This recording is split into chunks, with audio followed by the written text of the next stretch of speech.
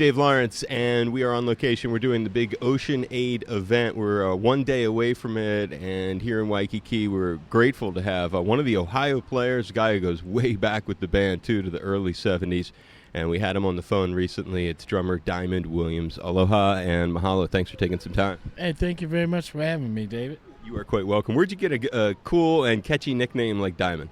Well, it happened years ago, and when I got in the band back in the 70s, I was the only one in the band that didn't have diamonds. So it was a kind of a knockoff, slash, hey, Diamond, you know what I mean? And then later on throughout the years, I was able to acquire a few, and so I kind of rectified the name.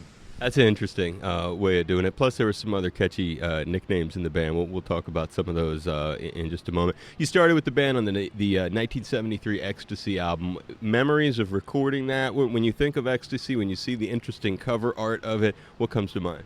Well, it was the first album with the band, as you mentioned, and it was just an exciting period of time for me. I had left out of a group called Overnight Low, where we had done a little bit of recording, but this was on a much more of a major level.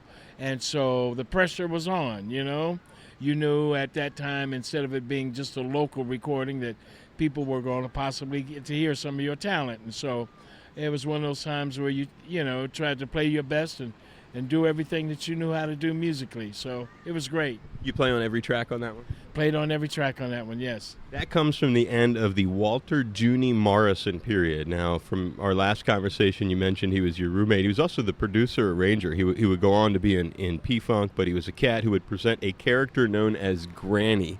Explain that. Granny, yeah. It was when I got in the band, the Funky Worm had been recorded. I was not the drummer on the recording, but I helped promote it on the road. And I think I told you a story earlier, David, about the Funky Worm was out. And it's a great song, don't get me wrong, but it's kind of a novelty song, you know what I mean? And a bit silly, you know what I mean? Just a tad bit silly. And I thought it was, musically, I thought, I was bound to play much more exciting and difficult music than something called the Funky Worm. But I enjoy it. It was, one of those catchy tunes. It's like one of those songs that, when it's a hit, you say, is that a hit record? Is that silly song a hit? And it was. And I enjoy playing it every night now. It's a great song. Did someone play Junie's role of the Granny? Billy Beck, who replaced Walter Morrison, got that inalienable right of being able to be Granny. So when you come in, you put on that Granny voice, and he does it quite well. When sometimes I always wonder what the audiences were like at venues back then. Was it already a mixed audience? Was it primarily an African-American audience when it started? Were you sometimes billed in ways that would expose you to different folks? That's something I've always been really curious about. We were probably primarily almost all R&B, almost, R&B based. And we didn't start to get a crossover until Skin Tight and Fire came out. And it came slow. We were on a lot of flights and traveling around the country. And, you'd ask people, they'd say, what group are you? And they'd say Ohio Players. And a strange look would come up like, who is that? I don't know who that is. And, after Roller Coaster, then people really started to know who the band was, But doing Skin Tight, and particularly with the Funky Worm, we were called an underground group. That's how they used to label the band, like we were bubbling underground of being a pop, of having notoriety as a pop artist. That's what Gary Scheider and other cats have told me about those years for like Funkadelic. But I've spent some time trying to understand.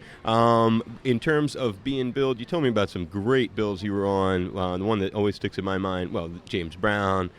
Getting to do Marvin Gaye, though, and who's an exceptional artist. On the flip side of that, any rock co-billings? Were you ever billed where you were on the bill with maybe after that, as you say, the crossover period? Yeah, we did stuff with Rare Earth.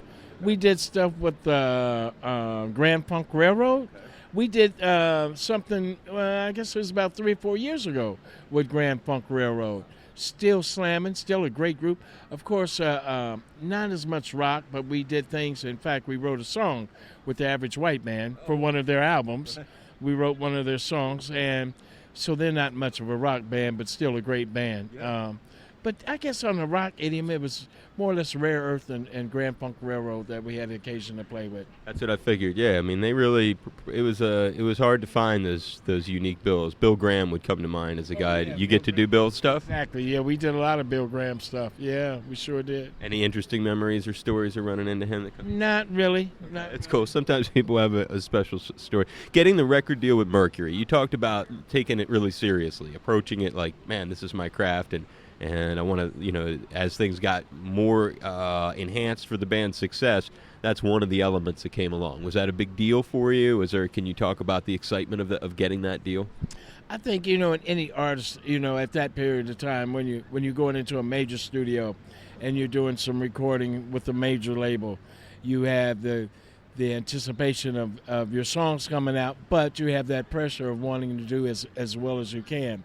And it was just a very exciting time because music was just on fire, at that period. When you talk about 73 and 74, I know during the period of time we were doing Fire, we happened to stay in a hotel that was owned by Stevie Wonder.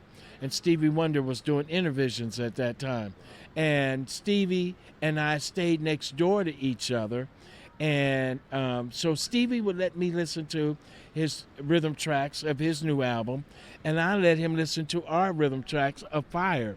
And when we didn't have a name to Fire, I let Stevie listen to the rhythm tracks, and I said, Stevie, what do you think? He said, Diamond, you can call this thing anything. You could call it Rocks, you could call it Smoke, you could call it whatever. This is a hot track. And when he said that, it was a hot track. That's how we got the name Fire. Because of Stevie Wonder.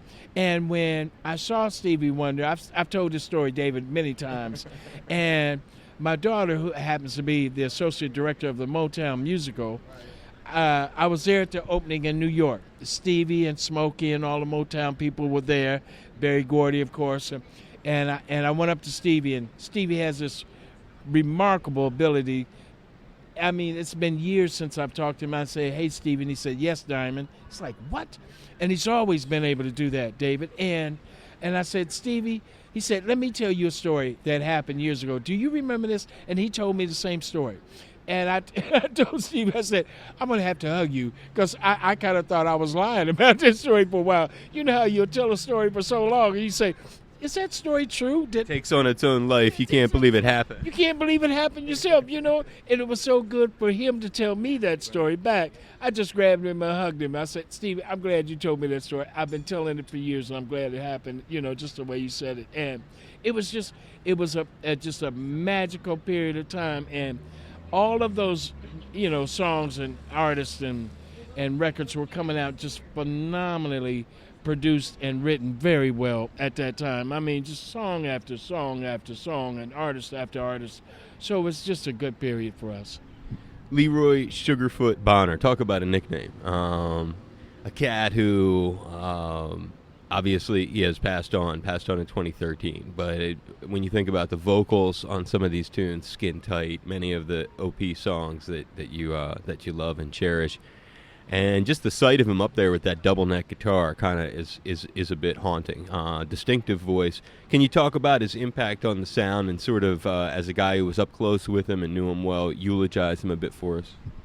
There have been a lot of incredible artists within the music industry, and he is certainly one of them. Innovative, are you kidding me? And original, completely.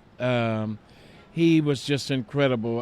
The thing that you mentioned about, his style. He had a certain style of the all girl, and he had a style about his hair.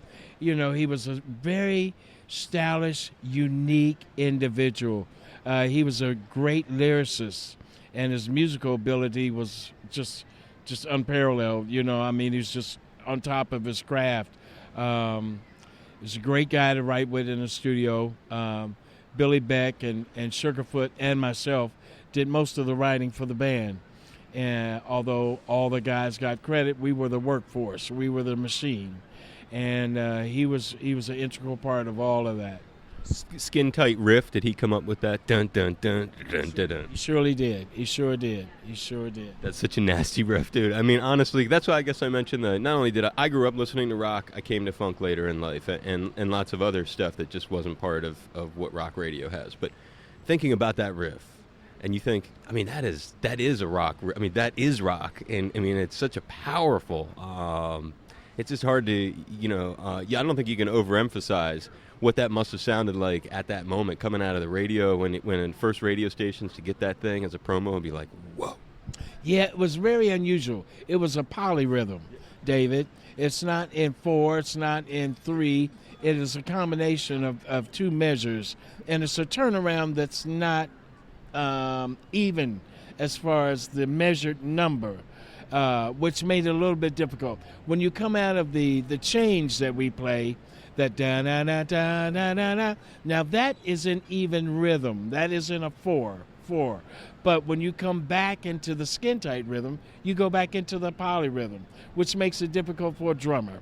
And what I had to do is kind of change the beat around so it would stay constant throughout the polyrhythm and throughout the change. And when you came out of the change, to put it back where the rhythm stayed the same.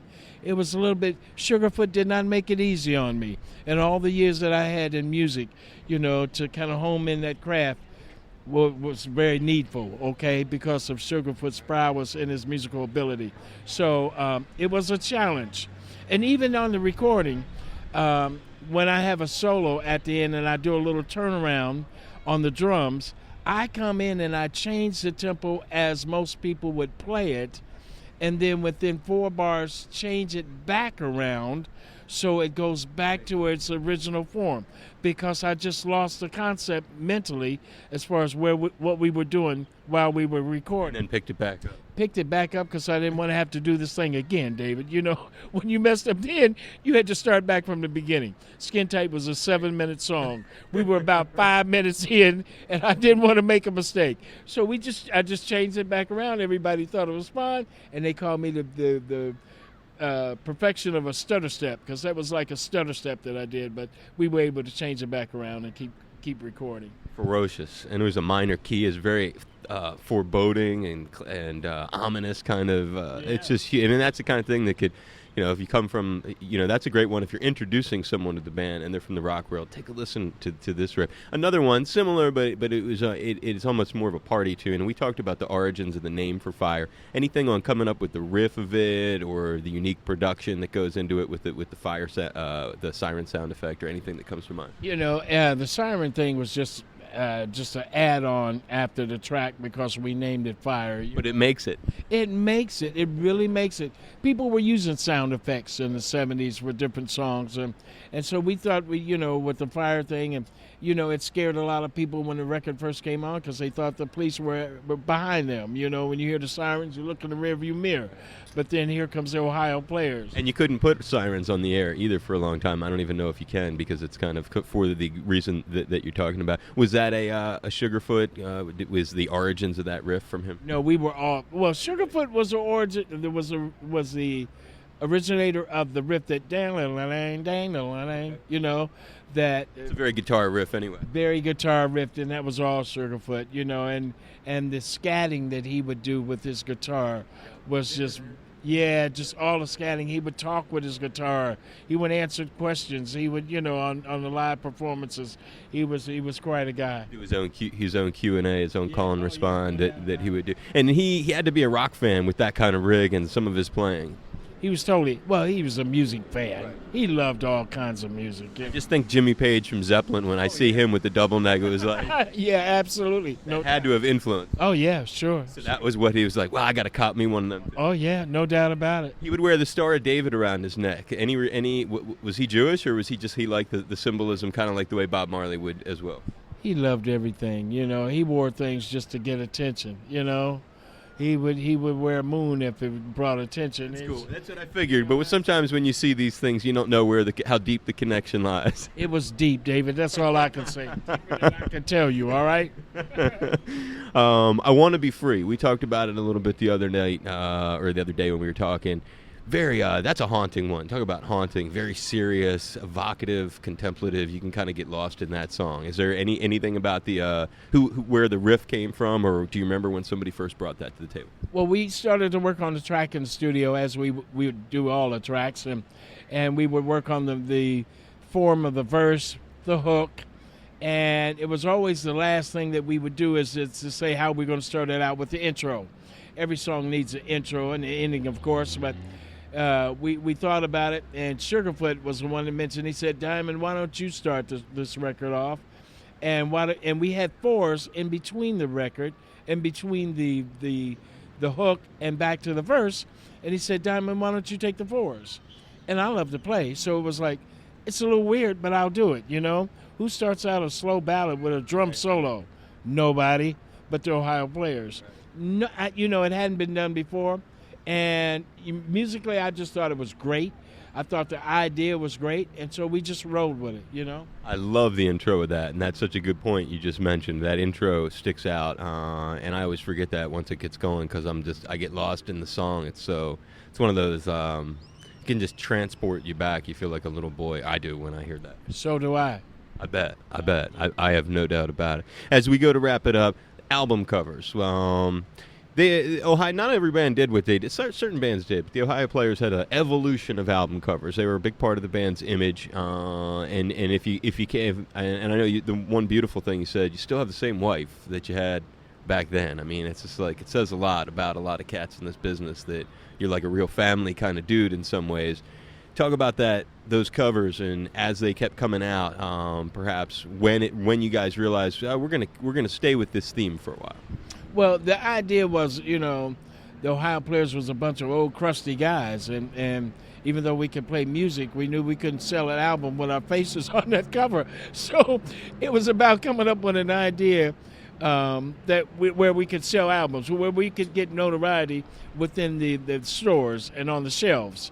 And so by going by this album and having a lovely, beautiful woman on, we thought, yeah, to grab the eyesight of the guys going by. And then if they take it home and play the record, maybe, the ladies will listen to the songs. It was a great concept, great. I mean, we would anticipate doing the album covers and hurriedly record our songs just so we could see what the album cover was going to be about. Management setting that up? No, we managed ourselves. We did all that ourselves. One thing the Ohio Players did during the 70s was write, produce, direct, everything ourselves. We didn't have no outside production or writers. We did everything. And we did have ideas from the Playboy photographers who would set up certain scenes for us and ask us if we, what we thought about it. And the honey concept and the fire concept, skin tight, angel concept, all of those concepts were done by the Playboy photographers. Got yourself a Grammy for the honey one. Were you there? Did you go to pick up that thing? Is there a memory of that? Was that a sort of vindication that the concept really worked? Yeah, we weren't there to pick it up. We were very glad that it received a Grammy. I can remember you mentioned David, my wife, and us been married 46 years, and we've been together 50 years. My high school sweetheart. And I can remember I told you I think earlier that my daughter, after I'd done the Skin Tight album, asked her mother, "Mom, is that you on the album?" She said, "No, that's not me, baby." But the album covers were just absolutely spot on. They were a huge part of the band's history. I really appreciate getting some time with you. I hope you had fun talking. Looking forward to seeing you rock the stage. Only saw you one time in my whole life. It was 1994. The Ohio Players did a summer tour, and I was living in Boston. You played this club called Ecstasy, and that was the only time that I ever remember you guys coming through. It was right around the same time Bernie Worrell and Bootsy Collins did a little tour together, and it was smoking. So I'm really looking forward to seeing this thing again. You are in for a treat.